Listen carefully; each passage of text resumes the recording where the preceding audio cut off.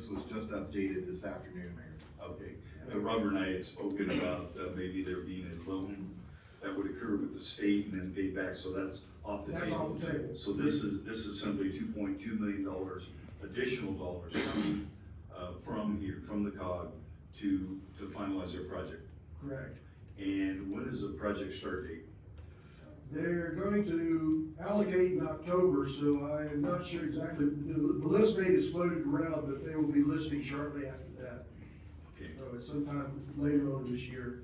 And I'm a guess that there's gonna be some change orders along the way, so. Well, maybe is Kurt from, Kurt, would you like to handle these technical problems? This is Kurt Hatton from Caltrans. He's in charge of the, project manager that does this project, so he can answer a lot of these questions. Good afternoon.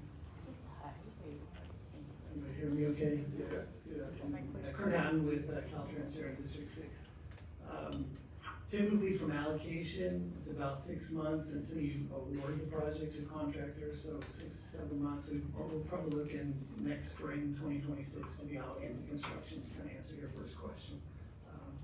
There is a potential for, CCOs and things out in the field that were unforeseen, that we would come back. We do have a contingency set aside. I'm not exactly sure how much right now, off the top of my head, that contingency is there. But it does get a little complicated with all of the different funding sources. If it's, strictly shop issue, then it would be a shop, CCO that would address the need.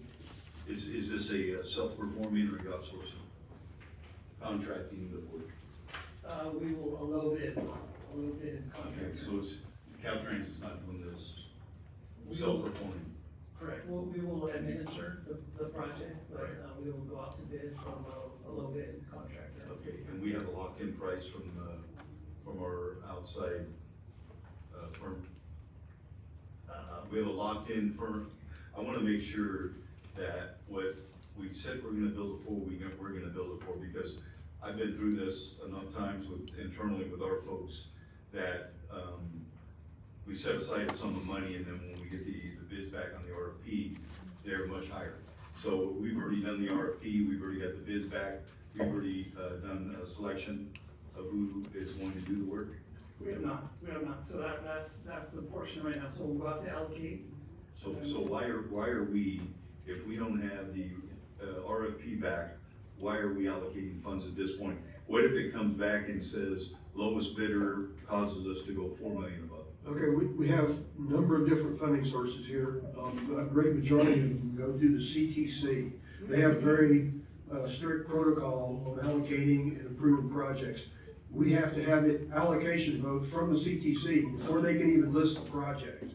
So they can't send out the RFP yet until we get this thing fully funded to the engineer's estimate. Then we can bid it, and then if there's any sticker shock from the bid, then we have to deal with that. I'm sorry, but that's just the way it works. Well, we know there'll be sticker shock.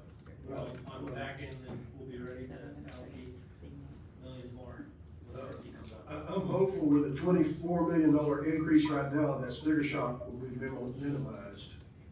This has been. That might be a good naive. I hope so. $24 million is a lot of money. Okay.